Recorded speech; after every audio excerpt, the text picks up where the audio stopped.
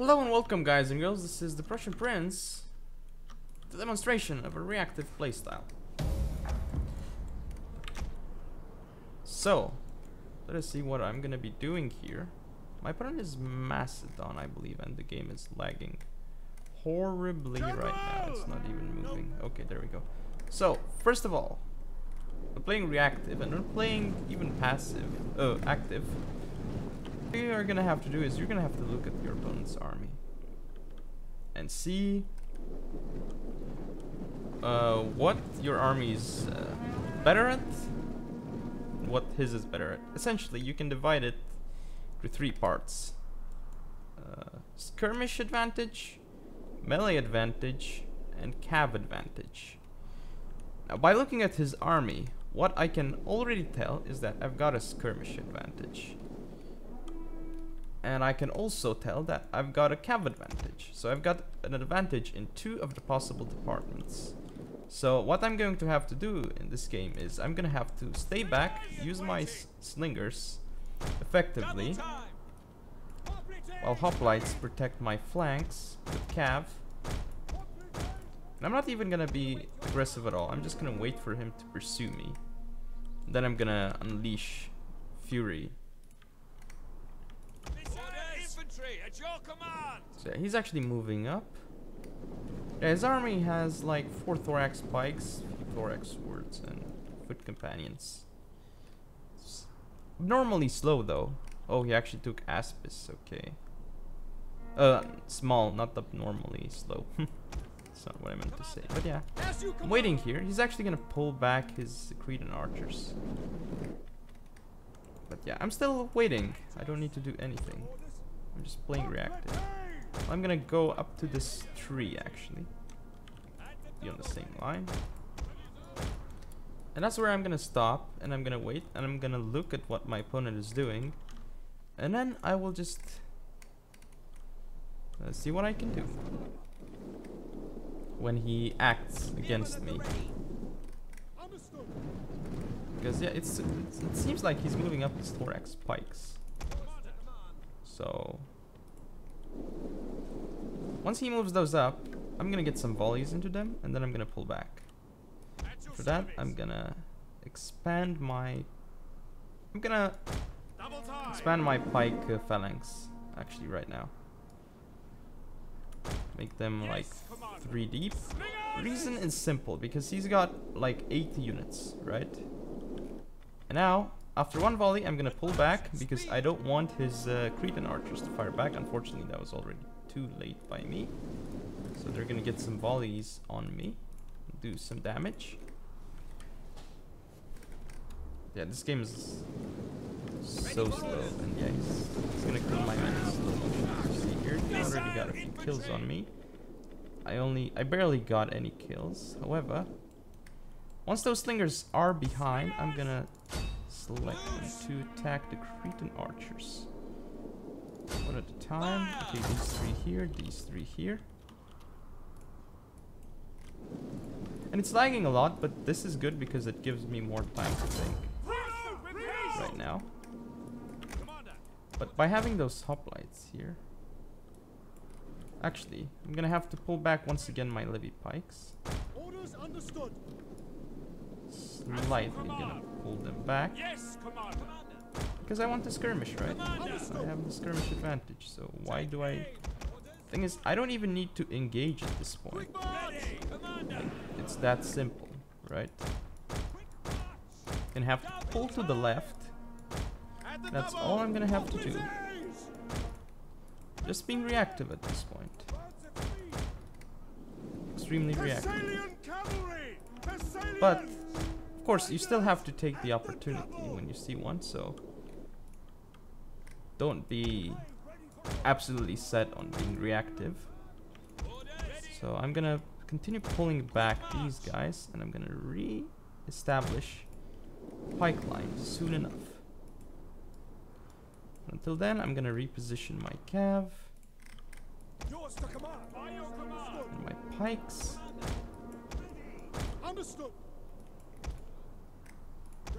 Move up here. Yes, I see a weakness. I'm going for it.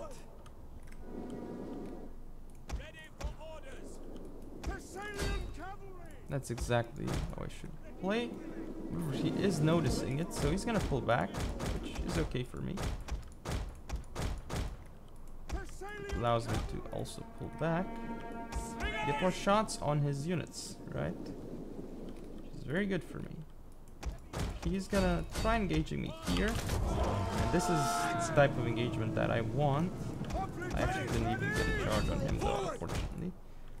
Wasted trample. Here though, I'm gonna have to pull back my hoplites, and look, it's actually going to blob up into my pikes. This is good because he's attacking me frontally. And actually the hoplites, I don't want formation attack on them. And here you can see just my levy pikes moving. We're gonna do okay here. I'm actually gonna start flanking with levy pikes. Yeah, here I'm gonna stop him. I'm gonna continue using my hoplites to protect my cav. Here, as you can see, I abused his misuse of units. Yes, Commander.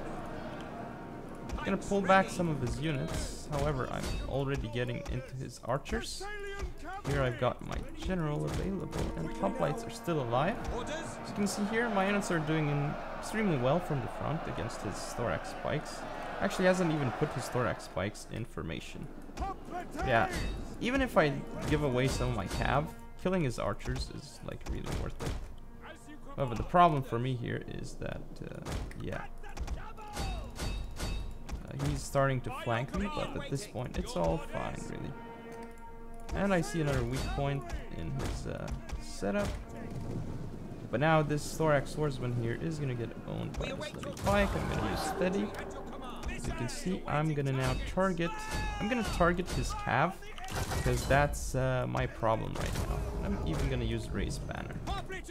So I took out his Cretan archers here, and my Thessalian cav is still alive here. Didn't kill much, but the thing is, I only want to keep him here annoyed. That's all that I want to do right now. And yeah, this is basically how it's going for me. I'm just taking care of his cav so that he cannot chase down my slingers. Even in the very, very unlikely scenario that all his melee units do beat my mine.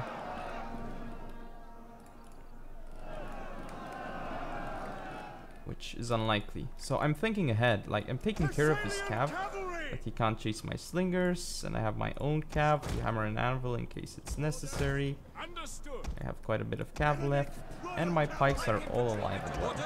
They're here just to protect my skirmishers. That's all the pikes do. And they did this beautifully.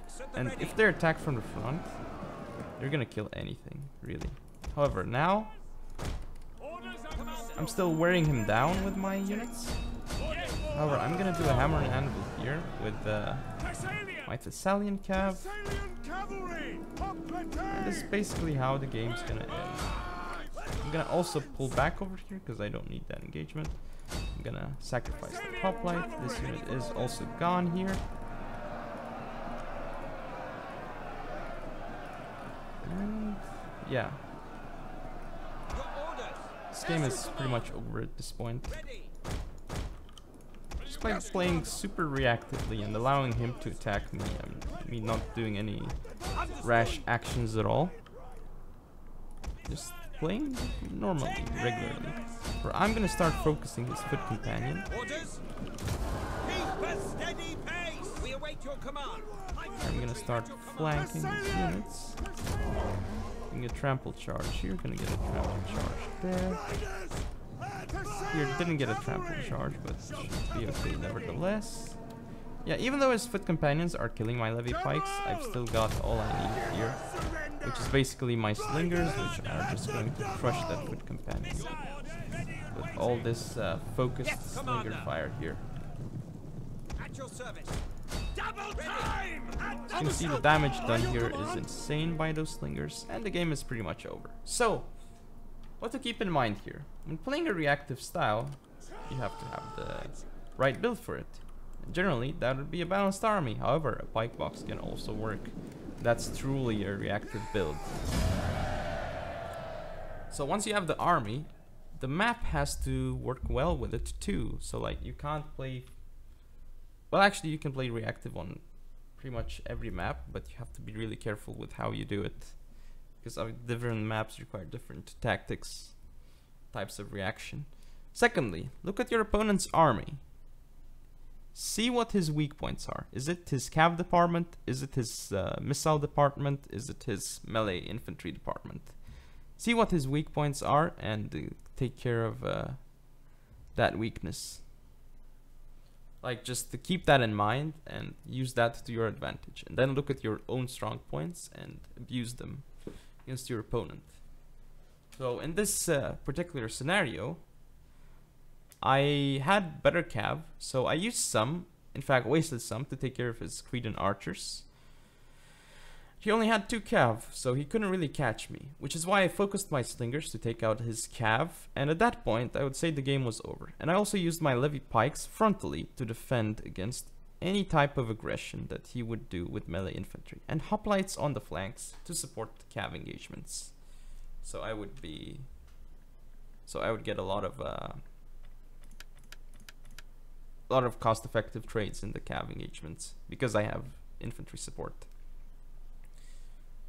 So, after looking at your opponent's build, what you're gonna have to do is you're gonna set up a formation, and depending on your army, you can use different formations. But mostly, you're gonna have to use pikes to defend your slingers, hoplites on the flanks, and cav in reserve close to where you have spear units, and never overextend and don't go too far. That's what you do with reactive.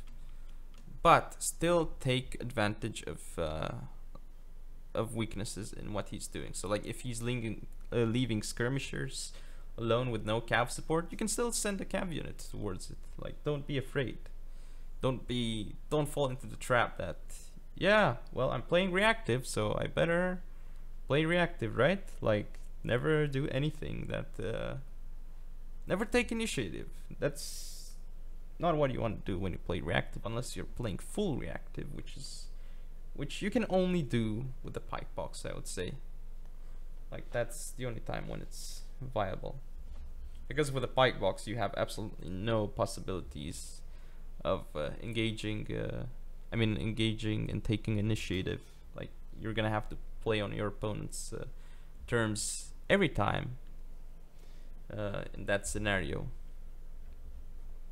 So that has been a playstyle demonstration of reactive playstyle. So if you guys and girls enjoyed it, and if you want to see more, don't forget to comment and subscribe. Follow me on Facebook, Twitter, and Google+. Share the video.